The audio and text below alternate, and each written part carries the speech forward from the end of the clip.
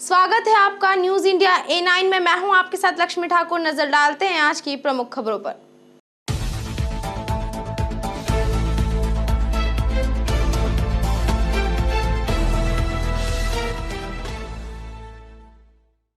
Solar man के नाम से विख्यात डॉक्टर चेतन सोलंकी खंडवा पहुंचे। इस दौरान डॉक्टर सोलंकी ने सोलर सिस्टम के उपयोग के लिए जन जागरूकता फैलाई, वहीं बिजली का कम से कम खपत करने का संदेश भी दिया।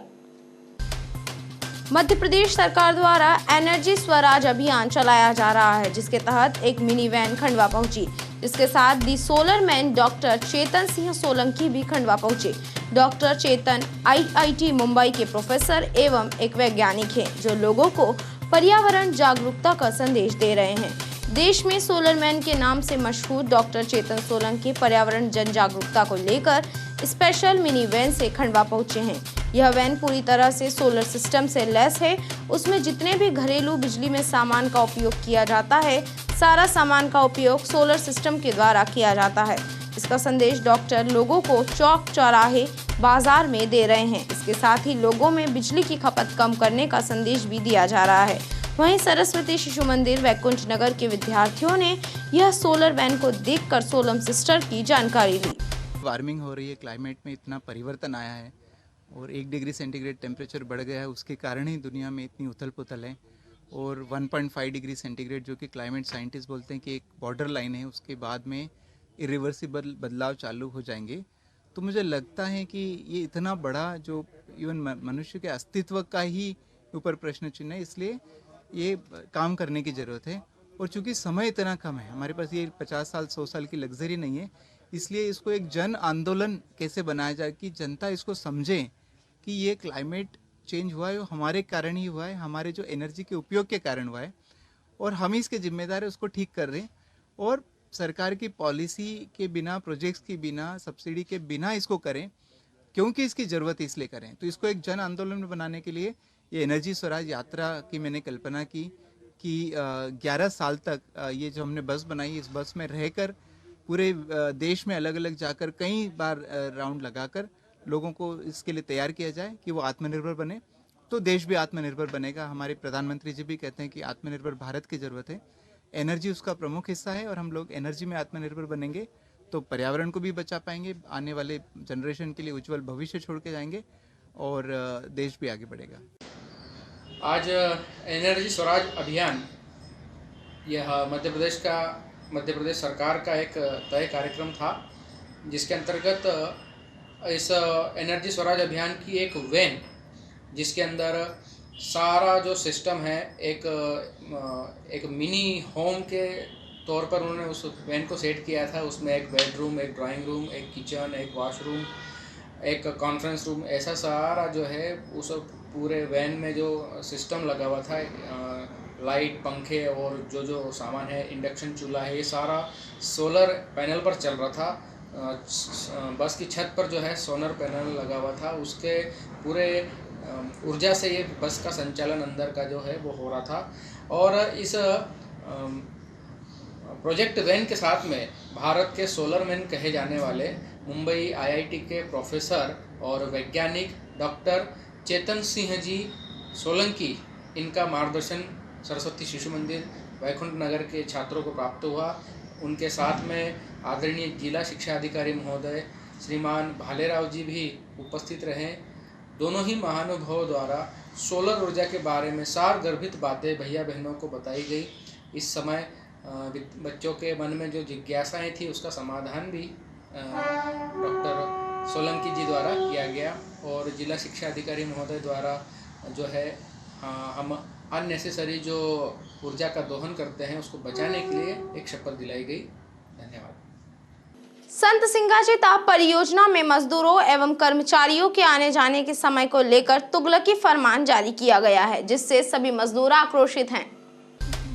सिंगाजी ताप परियोजना में विगत 7 सालों से बिजली उत्पादन किया जा रहा है। मजदूर, अधिकारी, कर्मचारी गेट पास दिखाकर आना जाना करते हैं, लेकिन परियोजना के मुख्यालय से निकले एक पत्र के कारण अधिकारियों और कर्मचारियों की परियोजना में आने जाने की समय सारणी बन गई है, जिसका निश्चित फायदा पावर परियोजना को होगा, लेकिन इस तुगलकी फरमान को बनाते समय जिम्मेदारों ने यह ध्यान नहीं दिया कि परियोजना में मजदूरों और ठेकेदारों का भी आना जाना होता है, जिनके ऊपर समय की पाबंदी लगाना कहां तक उचित होगा।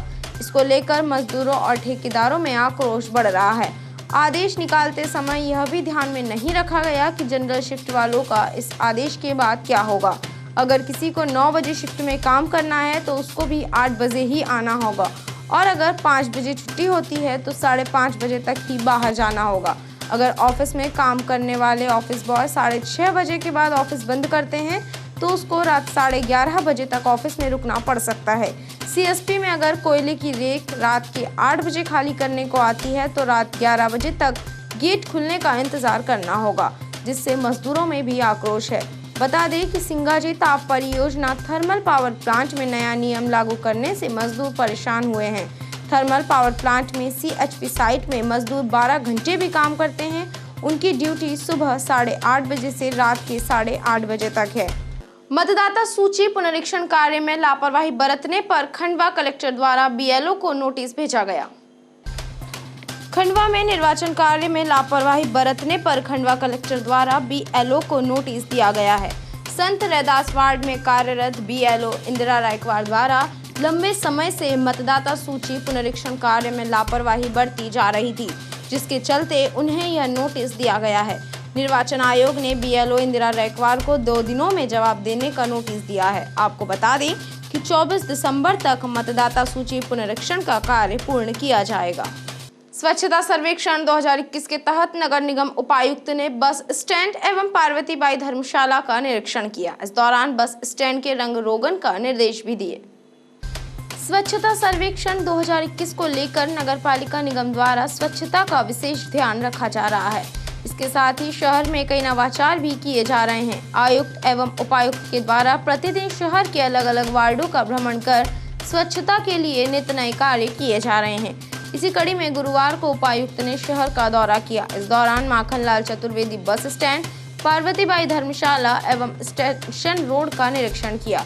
वहीं शहर को शीर्ष स्थान पर लाने के लिए शहर में विभिन्न स्थानों पर रंग रोगन का कार्य भी किया जा रहा है। इसी कड़ी में माखनलाल चतुर्वेदी बस स्टैंड का रंग रोगन किया जाएगा। माखनलाल चतुर्वेदी बस स्टैंड को पार्वतीबाई धर्मशाला के कलर में ही रंगा जाएगा। वहीं विभिन्न स्थानों पर लगे प्याऊ की साफ सफाई करवाकर नए नल कनेक्शन भी लगाए जाएंगे। गौरतलब है कि खंडवा जिले को स्वच्छता सर्वेक्षण में शीर्ष स्थान पर लाने के लिए नगरपालिका निगम का अंतिम प्रयास चल रहा है।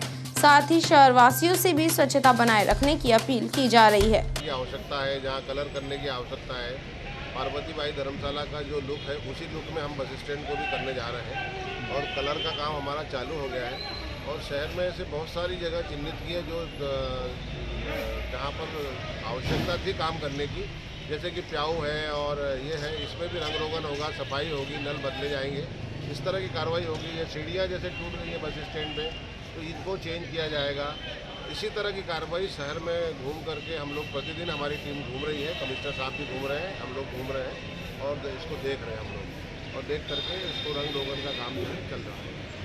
ग्राम खिराला में 9,48,000 रुपए की लागत से सीसी रोड का निर्माण करवाया जा रहा है, जिसके चलते ग्राम के मजदूरों को भी प्रतिदिन कार्य मिल रहा है। ग्राम खिराला में ग्राम पंचायत द्वारा 9,48,000 रुपए की लागत से स्वीकृत सीसी सड़क का निर्माण कार्य करवाया जा रहा है। सीसी सड़क निर्माण दौरान प्रतिदिन 20 मजदूरों को रोजगार मिल रहा है। सचिव अजय वर्मा ने बताया कि सीसी सड़क 540 मीटर तक बनेगी। ये सीसी रोड चेतराम के मकान से कालू के मकान तक 540 मीटर का बन रहा है, जिसकी लागत 9,48,000 रुपये है। कार्य लगभग 8 दिन से चल रहा है और 8 दिन इस सप्ताह में पूर्ण हो जाएगा और 20 मजदूरों को यहाँ पर डेली मतलब रोजगार मिल रहा है। ग्राम बोरगांव बुजुर्ग में जेसीबी मशीन की सहायता से मलबे से भरी गहरी नाली की सफाई करवाई गई। ग्राम बोरगांव बुजुर्ग में पंचायत द्वारा रहवासियों की मांग पर लंबे समय से मलबे से भरी गहरी नाली की सफाई जेसीबी मशीन द्वारा करवाई गई।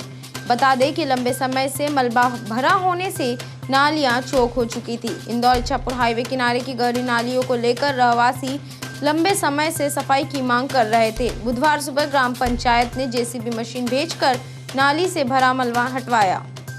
इंदौर इच्छापुर हाईवे पर डुल्हार रुस्तमपुर के बीच अज्ञात वाहन की टक्कर से बाइक सवार गंभीर रूप से घायल हो गया। इंदौर इच्छापुर हाईवे पर हादसे थमने का नाम नहीं ले रहे हैं। लगातार 2 व 4 पहिया वाहन चालक हादसों की चपेट में आ रहे हैं। रुस्तमपुर व डुल्हार के बीच पिपलौद खुर्द निवासी मनोज पिता राजू बाइक पर सवार होकर आ रहा था। उस दौरान एक अज्ञात वाहन ने टक्कर मार दी। सूचना के आधार पर पंधाना से डायल 100 मौके पर पहुंची व घायल मनोज को उपचार के लिए जिला चिकित्सालय पहुंचाया गया। ग्राम थापना में ट्रैक्टर चालकों ने पटवारी दीपक पटेल के साथ मारपीट की। ओमकारेश्वर कोर्ट ने आरोपियों पर 10,000 रुपए का जुर्माना लगाया। ग्राम थापना में कुछ दिन पूर्व अवैध रूप से मुरुम का परिवहन कर रहे ट्रैक्टर चालकों पर पटवारी दीपक पटेल ने कार्यवाही की थी, जिस दौरान शराब के नशे में ट्रैक्टर चालकों ने पटवारी दीपक पटेल के साथ मारपीट की, जिसके बाद पटवारी दीपक पटेल ने मोरटक्का पुलिस थाने में पहुंचकर शिकायत दर्ज करवाई। वहीं आरोपियों को ओमकारेश्वर न्यायालय में पेश किया गया, जहां ट्रैक्टर चालकों पर 10,000 रुपए का जुर्माना लगाया गया है। क्या आप अपने प्रतिष्ठान को ऊंचाई पर ले जाना चाहते हैं? क्या आप अपने ब्रांच को नंबर 1 ब्रांड बनाना चाहते हैं? तो आज ही हमसे जुड़े और अपने प्रतिष्ठान को दे नया आयाम।